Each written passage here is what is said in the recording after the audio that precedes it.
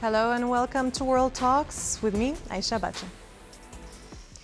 A Russian cruise missile crashed in southeastern Poland's Lublin province earlier on Thursday, just 90 kilometers from the Ukrainian border. The incursion in Poland happened while Russia was conducting one of its large-scale attacks on Ukraine less than 24 hours after Prime Minister Donald Tusk met Volodymyr Zelensky in that very region. Joining us now is Agnieszka Homańska, head of the minister's political cabinet at Poland's Ministry of Foreign Affairs. Agnieszka, welcome. Welcome, and thank you for having me. Thank you for being here. So, Ms. Homańska, we have now confirmation that this was indeed a Russian missile. Does the government believe that this was a deliberate Russian strike or a stray munition? Well, the most important thing is that we have established facts and that we stick to them, because very often there are many accusations that are false accusations, both coming from experts and the opposition. And yes, indeed, we know that it was a Russian missile, and the Minister of Foreign Affairs, Minister Sikorski, in the morning even tweeted that if this is the missile, when we were still, investigating, please be aware of the fact, before the disinformation may come, that this missile is used by Russian force. But whether it was deliberate or not is still under investigation, and we will confirm everything once we are 100% sure. But it doesn't matter, was it deliberate or not. What's matter is that it happened, is that it was a direct threat to the Polish people, to the people of Europe, to the people of NATO. And you can already see the unwavering support to Poland, not only from European or worldwide leaders, but also from the Ukrainian state, because they are under attack day by day, night by night, and they really know what it is and how it is to have those missiles and drones coming in and killing people. Thankfully, nobody was hurt, but I don't even want to wonder what would have to happen should anybody get killed or wounded. Mm-hmm. And has Poland already summoned or will summon the Russian ambassador over this? What message is Warsaw sending to Moscow through its official channels today?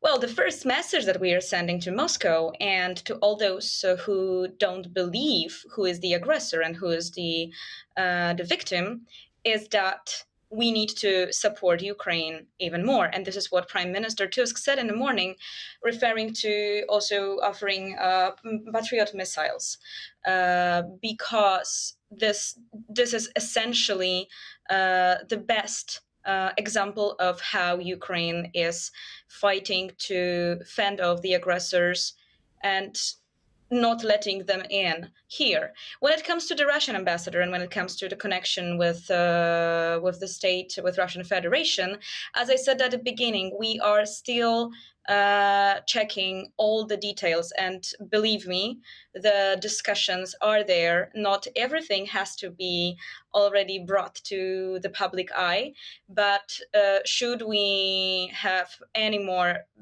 definite information on Russian incentives and initiative, appropriate measures are to be taken by the Polish MFA.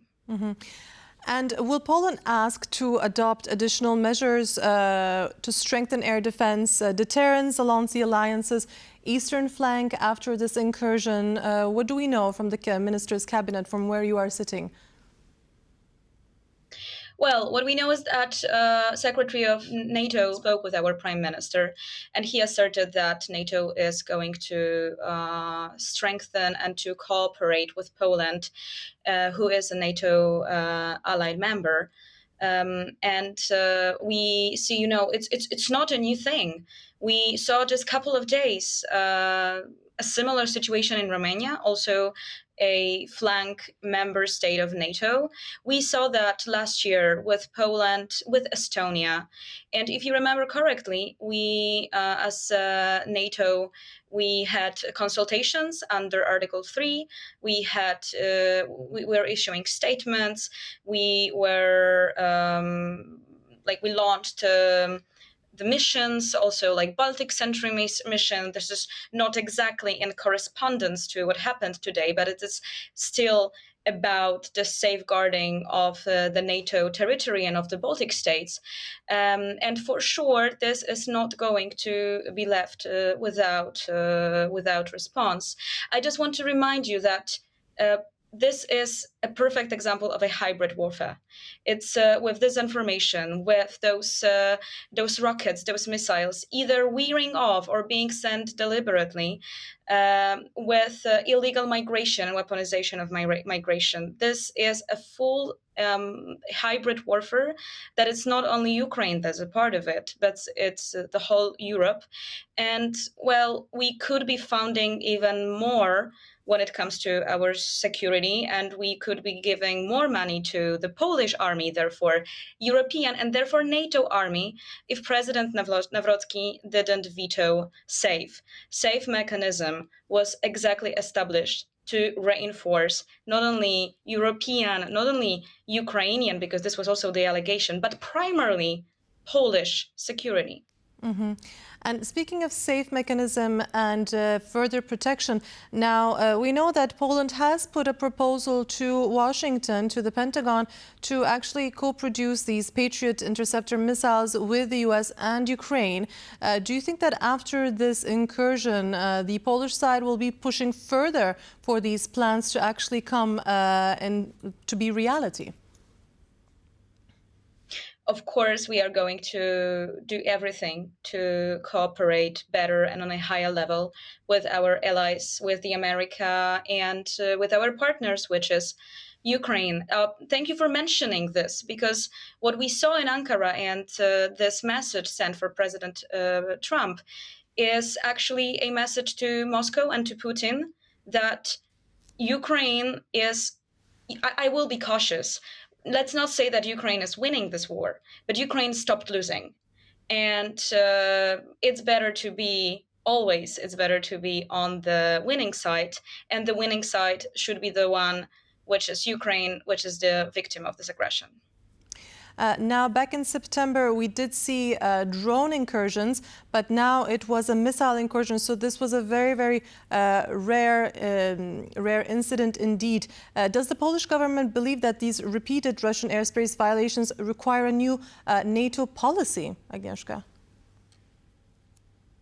Oh, believe me, NATO is preparing plans, contingency plans, and analyzing each situation case by case, not only as they happen, but also before. So there are plans ready to be put in place.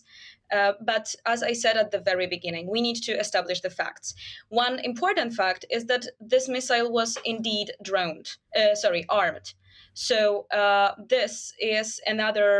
this might be another part of the escalatory level that Russia might be using. But even 2 days ago at TVP World, Minister Sikorski was saying that we know that Russia is preparing some sort of, maybe it can be maskirovka, so like under a false flag, some sort of operation against NATO, not a deliberate attack, but some sort of operation that would lead to put up fear. Yesterday, Deputy Minister of Foreign Affairs, Minister Bosacki, said also that we know, due to contacts with intelligence, that Russia is feeling pressed, is feeling that it needs to do something, so it might start acting irrationally. What we have to do is we don't have to panic. There are plans. Today, our government reacted just as it should.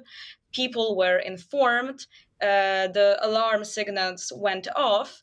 And right now, look, there is even less disinformation that was last year. Also, I would like to thank President Nawrocki for speaking with Prime Minister Tusk. Agnieszka, unfortunately, Because this is exactly... we've come to the end of our conversation, but thank you so much for all of your valuable insights, for sharing with us the government's position on this, and we will be definitely keeping our finger on the pulse on this one. Thank you, Agnieszka Homańska, head of the Minister's Political Cabinet at Poland's Ministry of Foreign Affairs, for joining us. Thank you very much. Thank you.